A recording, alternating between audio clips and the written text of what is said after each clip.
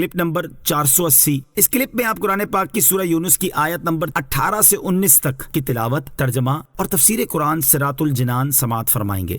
بسم اللہ الرحمن الرحیم۔ ترجمہ، اللہ کے نام سے شروع جو نہایت مہربان رحمت والا ہے۔ وَيَعْبُدُونَ مِن دُونِ اللَّهِ مَا لَا يَضُرُّهُمْ وَلَا يَنفَعُهُمْ وَيَقُولُونَ هَؤُلَاءِ شُفَعَاؤُنَا عِندَ اللَّهِ قُلْ أَتُنَبِّئُونَ اللَّهَ بِمَا لَا يَعْلَمُ فِي السَّمَاوَاتِ وَلَا فِي الْأَرْضِ سُبْحَانَهُ وَتَعَالَى عَمَّا يُشْرِكُونَ۔ ترجمہ، اور یہ مشرک اللہ کے سوا ایسی چیز کی عبادت کرتے ہیں جو نہ انہیں کوئی نقصان دے سکے اور نہ نفع دے سکے، اور یہ کہتے ہیں کہ یہ بت اللہ کی بارگاہ میں ہمارے سفارشی ہیں۔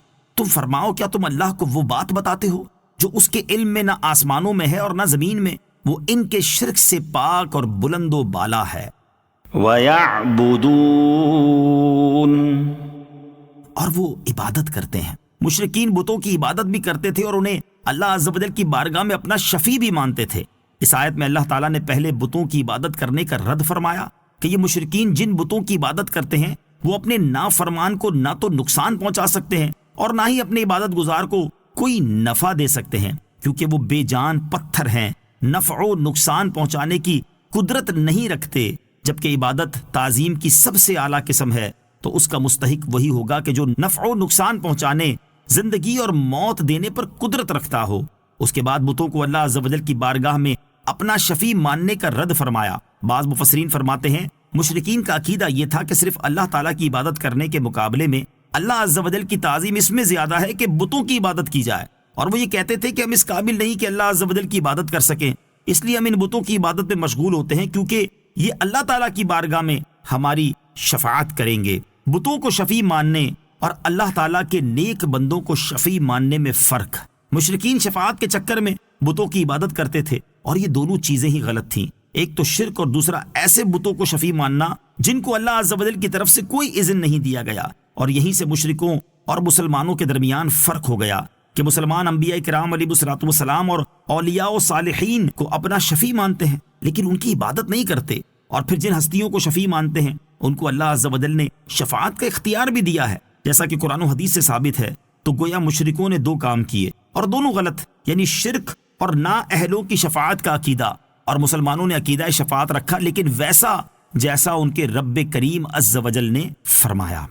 وَمَا كَانَ النَّاسُ إِلَّا أُمَّةً وَاحِدَةً فَاخْتَلَفُوا وَلَوْلَا كَلِمَةٌ سَبَقَتْ مِنْ رَبِّكَ لَقُضِيَ بَيْنَهُمْ فِيمَا فِيهِ يَخْتَلِفُونَ۔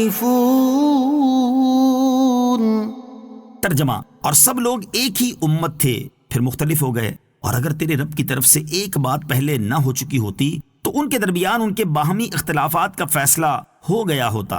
وَمَا كَانَ النَّاسُ إِلَّا أُمَّةً وَاحِدَةً، اور سب لوگ ایک ہی امت تھے، یعنی سب لوگ ایک دین اسلام پر تھے، جیسا کہ حضرت آدم علیہ السلام کے زمانے میں قابیل کے حابیل کو قتل کرنے کے وقت تک حضرت آدم علیہ السلام اور ان کی ذریت ایک ہی دین پر تھے۔ اس کے بعد ان میں اختلاف ہوا۔ مذہبی اختلاف کی ابتدا کب ہوئی؟ اس مذہبی اختلاف کی ابتدا سے متعلق مفسرین نے کئی قول ذکر کیے ہیں۔ ایک قول یہ ہے کہ حضرت نوح علیہ السلام کے زمانے تک لوگ ایک دین پر رہے، پھر ان میں اختلاف واقع ہوا تو حضرت نوح علیہ السلام ان کی طرف مبعوث فرمائے گئے۔ دوسرا قول یہ ہے کہ حضرت نوح علیہ السلام کے کشتی سے اترنے کے وقت سب لوگ ایک دین اسلام پر تھے۔ تیسرا قول یہ ہے کہ حضرت ابراہیم علیہ السلام کے زمانے سے سب لوگ ایک دین پر تھے، یہاں تک کہ عمر بن لحی نے دین میں تبدیلی کی۔ اس قول کے مطابق الناس سے مراد خاص عرب ہوں گے۔ بعض علماء نے کہا معنی یہ ہے کہ لوگ پہلی مرتبہ پیدائش کے وقت فطرت سلیمہ پر تھے، پھر ان ان میں اختلافات ہوئے. حدیث شریف میں ہے ہر بچہ فطرت پر پیدا ہوتا ہے، پھر اس کے ماں باپ اس کو یہودی بناتے ہیں یا نصرانی بناتے ہیں یا مجوسی بناتے ہیں، اور حدیث میں فطرت سے فطرت اسلام مراد ہے. بظاہر پہلا قول ہی درست ہے. ولولا كلمة سبقت من ربك، اور اگر تیرے رب کی طرف سے ایک بات پہلے نہ ہو چکی ہوتی، ارشاد فرمایا کہ اگر تیرے رب عز و جل کی طرف سے ایک بات پہلے نہ ہو چکی ہوتی کہ کفار کو مہلت دی جائے گی اور ہر امت کے لیے ایک میعاد معین نہ کر دی گئی ہوتی، یا اعمال کی جزا قیامت تک مؤخر نہ فرمائی گئی ہوتی، تو دنیا میں ہی ان کے درمیان ان کے باہمی اختلافات کا نزول عذاب سے فیصلہ ہو گیا.